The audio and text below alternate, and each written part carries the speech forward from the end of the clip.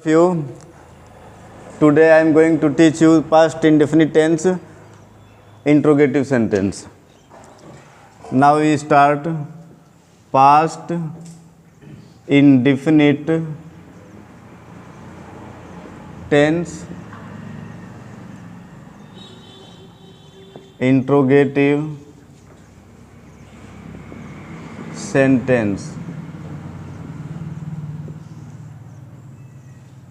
तो कल मैं पास्ट इंडेफिनिट टेंस का पहचान बताया था कि पास्ट इंडेफिनिट टेंस वह टेंस है जिसमें हिंदी वाक्य के अंत में ता था, ती थी, ते थे, या, ये, आ, ई, ए इत्यादि आते हैं तथा इसकी हेल्पिंग वर्ब डिड होती है।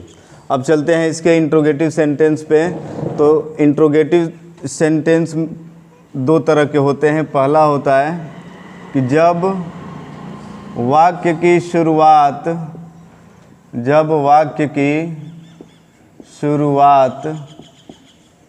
क्या से हो।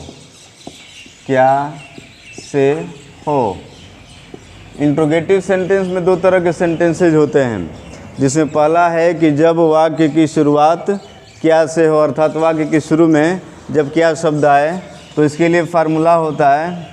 सबसे पहले हम लिखते हैं H we means helping verb, इसके बाद सब्जेक्ट, इसके बाद V1 और फिर ऑब्जेक्ट और फिर OW मीन्स अदर वर्ड। सबसे पहले हम सहायक क्रिया लिखते हैं, फिर सब्जेक्ट मीन्स कर्ता, फिर क्रिया का फर्स्ट फॉर्म, फिर ऑब्जेक्ट और फिर अदर वर्ड। अब जैसे फॉर एग्जाम्पल क्या वह बाजार गया क्वेश्चन मार्क। तो प्रश्नवाचक वाक्य की सामान्य सी पहचान है कि वाक्य के अंत में क्वेश्चन मार्क प्रश्नवाचक चिन्ह लगा होता है। तो यहाँ भी प्रश्नवाचक चिन्ह लगा है, इसका मतलब कि इंट्रोगेटिव सेंटेंस तो है। अब चूँकि इंट्रोगेटिव सेंटेंस दो तरह के होते हैं, जिसमें पहला मैं बता रहा हूँ कि जब वाक्य की शुरुआत क्या से हो, तो हम देख रहे हैं कि इस सेंटेंस की शुरुआत क्या से है। तो ऐसे वाक्यों का जब हम ट्रांसलेशन करते हैं इंग्लिश में, तो सबसे पहले हम लिखते हैं हेल्पिंग वर्ब। तो हेल्पिंग वर्ब इस टेंस की डिड होती है। तो क्या का मीनिंग हो गया डिड। इसके बाद बारी आती है सब्जेक्ट की। तो सब्जेक्ट की पहचान क्या होती है कि वाक्य में कार्य करने वाला सब्जेक्ट होता है। अब वाक्य है कि क्या वह बाजार गया, तो इसमें बाजार जाने वाला वह है, इसलिए वह सब्जेक्ट हुआ। अब वह का दो मीनिंग होता है ही और सी। अब चूँकि यहाँ पर गया है इसलिए यहाँ पर ही होगा, अगर गई रहता तो सी हो जाता, तो ही हो गया। इसके बाद वर्ब का फर्स्ट फॉर्म लगाते हैं। तो वर्ब क्या है इसमें गया, तो गया का होता है गो। इसके बाद ऑब्जेक्ट, तो ऑब्जेक्ट के लिए प्रश्न करते हैं किसको अथवा क्या। तो चूँकि गया के साथ किसको और क्या प्रश्न करेंगे तो कोई उत्तर नहीं मिलेगा, क्योंकि इसमें बाजार है और बाजार वर्ब के साथ यदि हम कहाँ का प्रश्न करते हैं तो उत्तर मिलता है स्थान। तो बाजार चूँकि स्थान है इसलिए इसके पहले हम लगाएंगे टू, और ये कॉम्प्लीमेंट है न कि ऑब्जेक्ट है। तो चाहे तो हम ऑब्जेक्ट लिखेंगे, लेकिन यदि ऑब्जेक्ट ना हो तो उसके बदले में कॉम्प्लीमेंट लिख देते हैं। फिर दूसरा एग्जाम्पल है क्या लड़के सुबह में क्रिकेट खेले। क्या लड़के सुबह में क्रिकेट खेले क्वेश्चन मार्क। यहाँ भी क्वेश्चन मार्क है, मतलब वाक्य प्रश्नवाचक है। वाक्य की शुरुआत क्या से है, इसलिए इस फार्मूले को अप्लाई करेंगे। तो सबसे पहले हम हेल्पिंग वर्ब लिखेंगे। हेल्पिंग वर्ब क्या है डिड। इसके बाद सब्जेक्ट क्या है लड़के, लड़के का हो जाएगा बॉयज़। फिर इसके बाद वर्ब का फर्स्ट फॉर्म तो खेले है तो प्ले हो जाएगा। इसके बाद ऑब्जेक्ट, तो खेले के साथ प्रश्न करते हैं किसको खेले, तो इसका उत्तर इस वाक्य में नहीं है। लेकिन जैसे ही दूसरा प्रश्न करें क्या खेले, तो इसका उत्तर क्रिकेट है। तो क्या का उत्तर जो होता है वो होता है डायरेक्ट ऑब्जेक्ट। तो यहाँ पे क्रिकेट हमने लिख दिया। अब क्या बचा, सुबह में अदर वर्ड हो गया टाइम है, तो इन द मॉर्निंग। तो इस प्रकार हम देख रहे हैं कि इस सेंटेंस क्या लड़के सुबह में क्रिकेट खेले, इसका ट्रांसलेशन हो जाएगा कि did boys play cricket in the morning. अब इस तरह से हम चाहें तो मौखिक भी बना सकते हैं, जैसे क्या वह गया तो डिड ही गो, क्या तुम पढ़े डिड यू रीड, क्या लड़के स्नान किए तो डिड बॉयज टेक बाथ, क्या वह चाय पिया तो डिड ही टेक टी, क्या वह किताब पढ़ा तो डिड ही रीड बुक, क्या उसने एक पत्र लिखा did he write a letter, क्या तुम बाज़ार गए did you go to market, क्या वह क्या वह विद्यालय गया तो did he go to school. अब ये हुआ पहला। अब इसके बाद आते हैं दूसरे type of sentence, second type of sentence को देखते हैं। तो इंट्रोगेटिव सेंटेंस का दूसरे तरह का जो सेंटेंस है वो ये है कि जब QW वाक्य के बीच में आए, जब QW वाक्य के बीच में आए, QW means question word means प्रश्नवाचक शब्द। तो इसके लिए फार्मूला हो जाता है, सबसे पहले हम इस QW को क्वेश्चन वर्ड को लिखते हैं, इसके बाद हेल्पिंग वर्ब, इसके बाद सब्जेक्ट, फिर V1 प्लस ऑब्जेक्ट और प्लस अदर वर्ड OW। तो ये फार्मूला हुआ second type of sentence in interrogative sentence. अब फॉर एग्जाम्पल जैसे है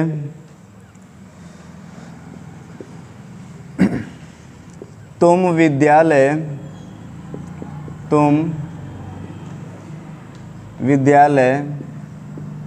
क्यों गए, क्वेश्चन मार्क का मतलब कि ये वाक्य इंट्रोगेटिव है।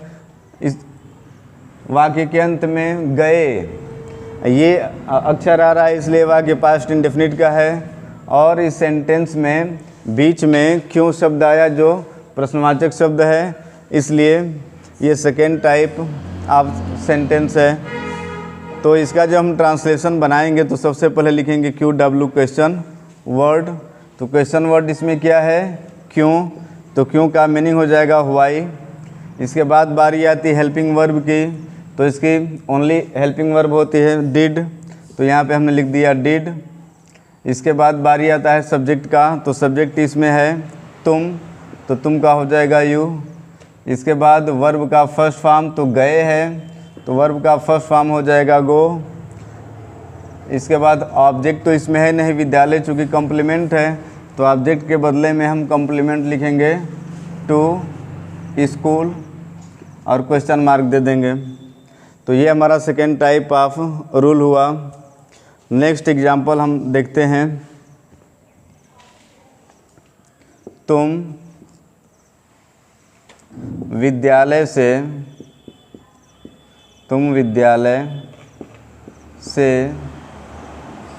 कब आए, तुम विद्यालय से कब आए। तो यहाँ भी प्रश्नवाचक चिन्ह है, मतलब वाक्य प्रश्नवाचक है। आखिरी में ये है, मतलब वाक्य पास्ट इंडेफिनिट का है।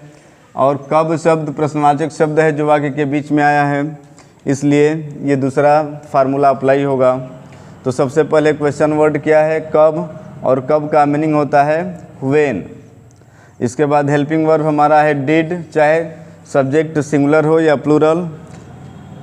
और हेल्पिंग वर्ब के बाद सब्जेक्ट हमारा तुम है तो यू लिख देंगे। फिर इसके बाद वर्ब का फर्स्ट फॉर्म आए तो कम हो जाएगा। अब क्या बचा, विद्यालय से, तो फ्रॉम स्कूल और इसके बाद क्वेश्चन मार्क। तो इस प्रकार हम देखते हैं कि तुम विद्यालय से कब आए, तो when did you come from school. अब इस तरह से हम जितना चाहें सेंटेंस अपने से क्रिएट कर सकते हैं। जैसे वह विद्यालय कब गया, तो when did he go to school. वह किताब कब पढ़ा, तो when did he read book. वह खाना कब खाया, तो when did he eat food. वह चाय कब पिया, तो when did he take tea. वह स्नान कब किया, तो when did he take bath. वह क्रिकेट कैसे खेला, तो how did he play cricket. वह स्नान क्यों किया, तो why did he take bath.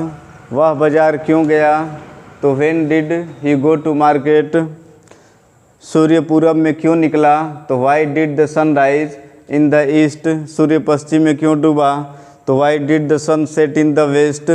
लड़के फुटबॉल क्यों खेले, तो why did boys play cricket.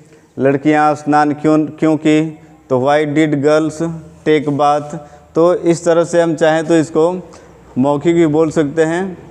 अब इंट्रोगेटिव सेंटेंस हमारा ख़त्म हो रहा है, तो चलते हैं अब अगले सेंटेंस इंट्रोगेटिव नेगेटिव की तरफ। पास्ट इंडेफिनिट टेंस का इंट्रोगेटिव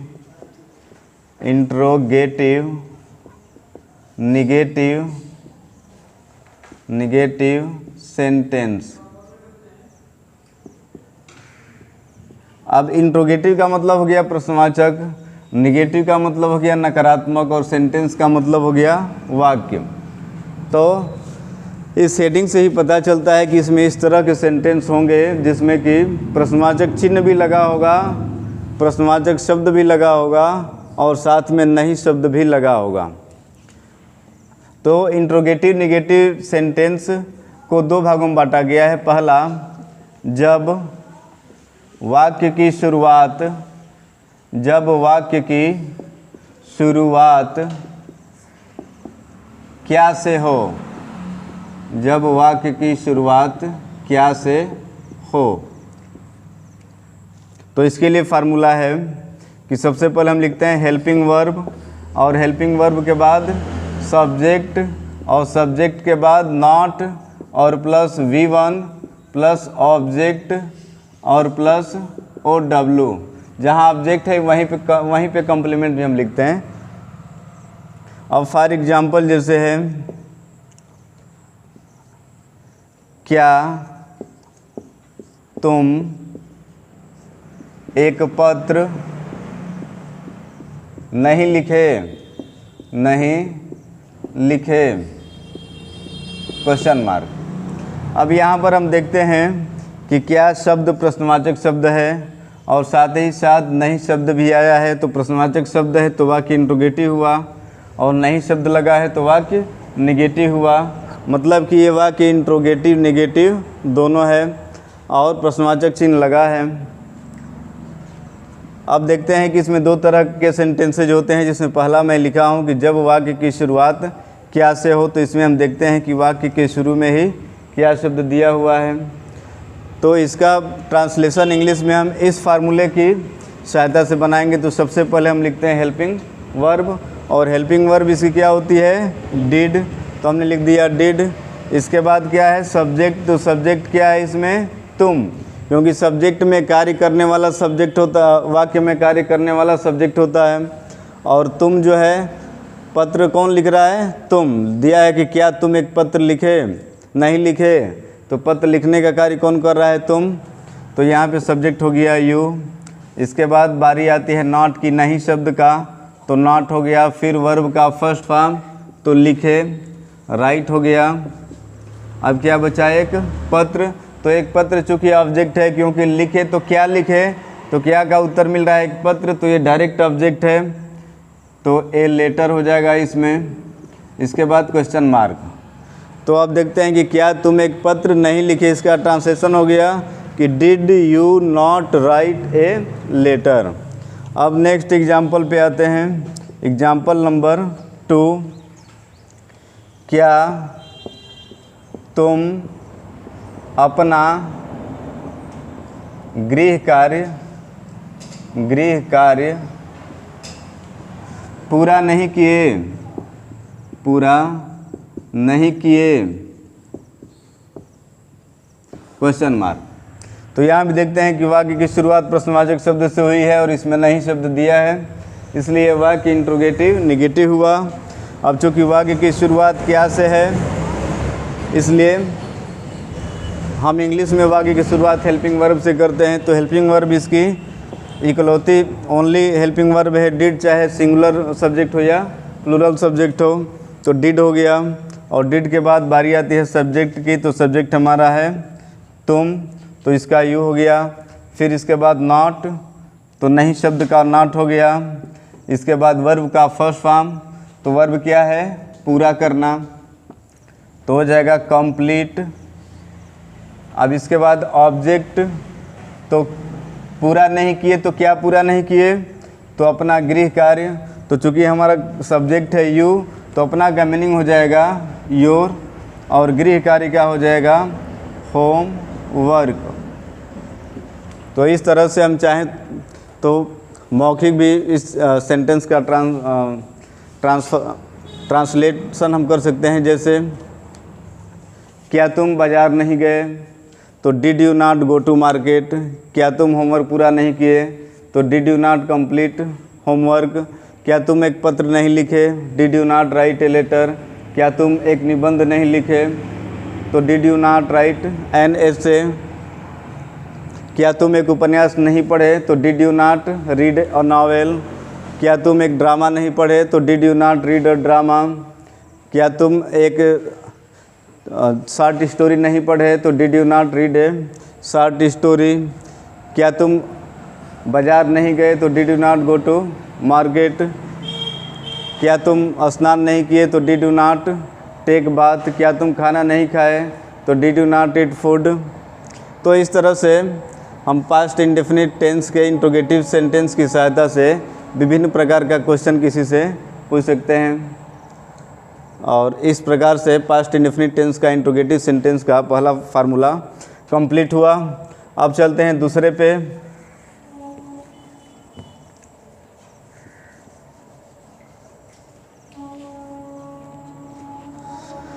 तो दूसरा ये है कि जब QW क्वेश्चन वर्ड वाक्य के बीच में आए। जब क्वेश्चन वर्ड वाक्य के बीच में आए, तो इसका फार्मूला लिखते हैं। सबसे पहले क्वेश्चन वर्ड, फिर HV हेल्पिंग वर्ब, फिर सब्जेक्ट, और फिर नॉट, फिर V1 प्लस ऑब्जेक्ट और प्लस OW अदर वर्ड। अब इसका एग्जाम्पल हो जाएगा, तुम एक पत्र क्यों नहीं लिखे। तुम एक पत्र क्यों नहीं लिखे, या तुमने एक पत्र क्यों नहीं लिखा, दोनों हो जाएगा। तो हम देखते हैं कि प्रश्नवाचक चिन्ह लगा है, तो इसका मतलब कि वाक्य इंट्रोगेटिव है। और लिखे, इसमें प्रोनाउंसिएशन आखिरी अक्षर का आ रहा है ए, लिखे, ए का उच्चारण आ रहा है, तो ए का उच्चारण केवल पास्ट इंडेफिनिट टेंस में आता है। अब यहाँ क्वेश्चन वर्ड वाक्य के बीच में है, नहीं शब्द लगा है, तो क्वेश्चन वर्ड है मतलब इंट्रोगेटिव वाक्य है, नहीं शब्द लगा है मतलब नेगेटिव भी है। तो ये हमारा सेंटेंस इंट्रोगेटिव नेगेटिव हुआ। अब इंट्रोगेटिव नेगेटिव में दो तरह का सेंटेंस होता है। एक वाक्य होता है जिसमें वाक्य की शुरुआत क्या से होती है, तो हम देख रहे हैं कि इस वाक्य की शुरुआत तुम से है, मतलब पहला नियम तो है नहीं। अब दूसरा नियम ये है कि जब क्वेश्चन वर्ड वाक्य के बीच में आए, तो यहाँ पे क्यों शब्द क्वेश्चन वर्ड है जो इस वाक्य के बीच में आया है, इसलिए second type of formula apply होगा यहाँ पे। तो चलिए चलते हैं। सबसे पहले इसमें लिखते हैं क्वेश्चन वर्ड, और क्वेश्चन वर्ड हमारा क्या है, क्यों, तो इस क्यों का मीनिंग हो जाएगा वाई। फिर लिखते हैं हेल्पिंग वर्ब, तो हेल्पिंग वर्ब होती है डिड। फिर इसके बाद सब्जेक्ट, तो सब्जेक्ट है तुम का हो जाएगा यू। फिर इसके बाद नॉट, नहीं शब्द का, नॉट के बाद वर्ब का फर्स्ट फॉर्म, तो वर्ब क्या है, लिखे, तो लिखे का हो जाएगा राइट, मतलब लिखना। इसके बाद बारी आती है ऑब्जेक्ट की, तो क्या लिखे, एक पत्र, तो a letter, LETTR question mark. तो इस तरह से तुम एक पत्र क्यों नहीं लिखे, इसका ट्रांसलेशन हो जाएगा कि why did you not write a letter. अब इस तरह से हम सेंटेंसेज बहुत सारे क्रिएट कर सकते हैं। जैसे तुम बाज़ार क्यों नहीं गए, तो why did you not go to market. तुम अपना गृह कार्य क्यों नहीं पूरा किए, तो why did you not complete your homework.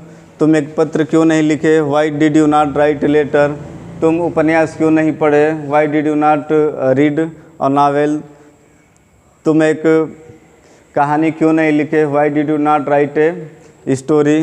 तुम चाय क्यों नहीं बनाए, तो why did you not prepare tea. तुम खाना क्यों नहीं बनाए, तो why did you not cook food. तुम खाना क्यों नहीं खाए, तो why did you not eat food. तुम स्नान क्यों नहीं किए, तो why did you not take bath. वह विद्यालय क्यों नहीं गया, तो why did he not go to school. तो इस तरह से हम चाहें तो बहुत सारा सेंटेंस क्रिएट कर सकते हैं और इस तरह से हमारा पास्ट इंडेफिनिट टेंस ख़त्म हो गया। फिर मिलते हैं नेक्स्ट वीडियो में पास्ट कंटिन्यूअस टेंस के साथ। तब तक के लिए धन्यवाद।